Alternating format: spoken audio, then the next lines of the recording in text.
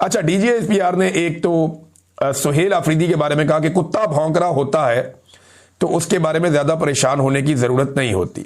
ये बहुत ही low level है और यूनिफॉर्म पहन के उन्हें ये बात नहीं करनी चाहिए थी, और अगर ऐसी बातें करनी थी तो यूनिफॉर्म के बगैर आना चाहिए था। ये बड़ी नामुनासिब बात है।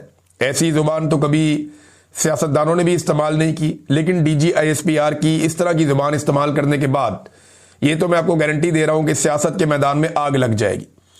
क्योंकि अब वो पॉलिटिकल पार्टीज जो फौज की ताकत के ऊपर इन्हिसार करते हैं अपनी सियासत के लिए, वो इससे भी 2 कदम आगे जाने की कोशिश करेंगे। अब आपको ज्यादा गाली नजर आएगी, ज्यादा बदतमीजी और ज्यादा नफरत नजर आएगी, जो आज की इस प्रेस कॉन्फ्रेंस के अंदर स्टार्ट हो गया मामला। उन्होंने कुत्ता कह दिया एक वजीर आला को। फिर उन्होंने इमरान खान के बारे में कहा कि ये शेख मुजीबुर रहमान जो इस मुल्क का सबसे बड़ा गद्दार है, उससे बहुत मुतासिर है। ये बार बार उसकी मिसालें देता है। ये इमरान खान के बारे में डीजीआईएसपीआर ने कहा। तो इसमें जनाब इमरान खान साहब शेख मुजीब की नहीं, याया खान की बात करते हैं।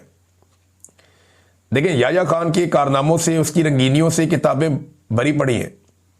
डीजीआईएसपीआर साहब अगर उन किताबों को पढ़ें तो उन्हें पता चलेगा याया खान ने हमूद रहमान कमीशन की रिपोर्ट निकाल कर पढ़ लें, वो तो हुकूमत पाकिस्तान की है, जिसे बड़ा लंबा अरसा पब्लिक नहीं होने दिया गया। तो वो रिपोर्ट भी ये बताती है कि शेख मुजीब से बड़ा दुश्मन पाकिस्तान का याया खान था, जिसकी रंगीनियों की वजह से और जिसकी हरकतों की वजह से और घटिया सियासी हिकमत अमली की वजह से जो जुल्फिकार दी भुट्टो के साथ मिलकर उसने गेम डाली, इन वजूहात की बिना पर पाकिस्तान 2 लख्त हुआ।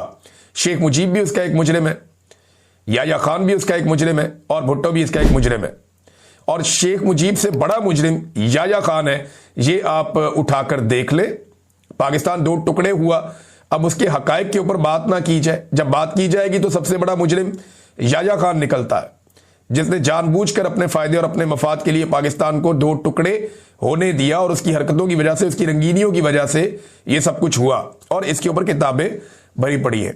अब इमरान खान साहब जब हमूद रहमान कमीशन की रिपोर्ट की बात करते हैं, याया खान की बात करते हैं, मुजीबुर रहमान की बात करते हैं, तो इसको ऐसे लिबादा देकर यह कहना कि जी वो सिर्फ शेख मुजीब से मुतासिर है, ऐसी बात नहीं है।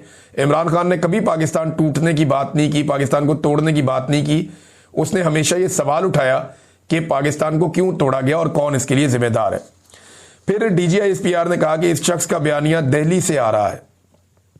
ये एक और इल्जाम है। पहले यह कहा गया कि इमरान खान का जो ट्विटर अकाउंट है वो इंडिया से चलता है। फिर ये बहुत सारे और लोगों पे इल्जाम लगाए गए। तो पाकिस्तान में ना बड़ा आसान होता है कि जब भी कभी कोई आपके मफाद के खिलाफ जाए तो पाकिस्तान की मिलिट्री एस्टेब्लिशमेंट फौरी तौर पे उसे इंडिया के साथ जोड़ देते हैं। पहले इसराइल के साथ जोड़ देते थे, आजकल इसराइल के साथ अच्छी यारी है पाकिस्तान की एस्टेब्लिशमेंट की, तो अब इंडिया के साथ जोड़ देते हैं और वो ये कहते हैं जी इंडिया के साथ ये शामिल है। बल्कि मैं हैरान हुआ, उन्होंने एक और बात की। उन्होंने कहा जी कि भारत के साथ जंग में अगर ये शख्स होता तो ये कशकोल लेकर मुज़ाकरात के लिए चल पड़ता। ये बड़ी अजीब बात है, क्योंकि ये हकायक सारी दुनिया को पता है और पीएमएलएन के लोग ये बता चुके हैं।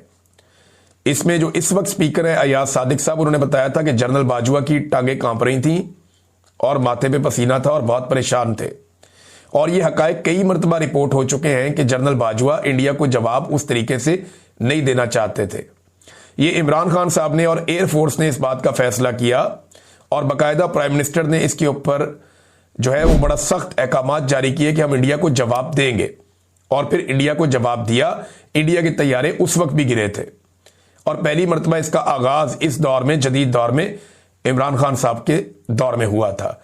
तो इमरान खान साहब तो नहीं गए कशकोल लेकर इंडिया से मुज़ाकरात के लिए, बल्कि इस मरतबा जब जंग हो रही थी तो हम बार बार कई दिनों तक ये मिन्नतें करते रहे कि इस जंग को उठाइए और उठा के भारत में ले जाइए।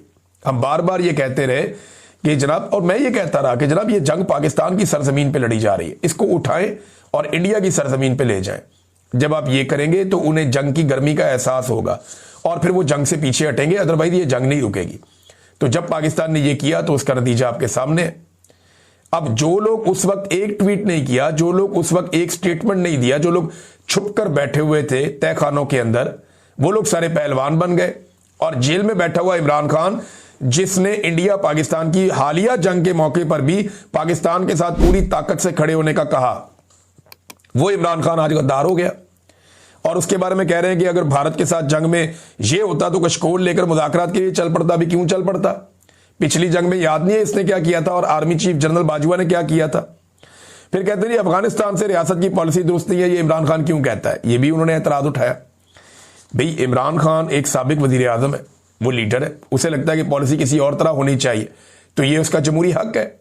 अगर वो ये कहता है कि मुज़ाकरात करो और दहशतगर्दी को खत्म करने का पुराना फार्मूला छोड़कर तरीके से दहशतगर्दी के खिलाफ सबको इकट्ठा करके लड़ो, तो ये कौन सी इमरान खान गलत बात करता है?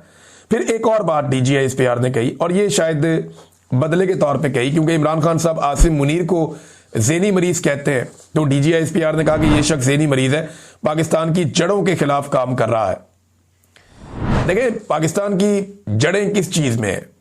किसी एक इदारे में तो नहीं है, किसी एक शख्सियत के अंदर भी नहीं है। ना अकेला इमरान खान पाकिस्तान हो सकता है, ना अकेला DGISPR पाकिस्तान हो सकता है। पाकिस्तान है कौन? पाकिस्तान 25-26 करोड़ लोगों का मुल्क है। इस मुल्क को चलाने के लिए वो तरीकाकार होना चाहिए जो पूरी दुनिया के मुमालिक को चलाने के लिए है, यानी रूल ऑफ लॉ, मैंडेट का एहतराम, आज़ादी इज़हार राय, आज़ाद अदलिया, आज़ाद मीडिया, इंसानी हकूक़ की पामालियाँ बंद की जाए, तो पाकिस्तान बड़ा शानदार चलेगा। जब ये सारी चीज़ें होती हैं, तो ये सारी चीज़ों के अंदर जब खराबी पैदा की जाती है, तो ये है पाकिस्तान की जड़ों को खोखला करना।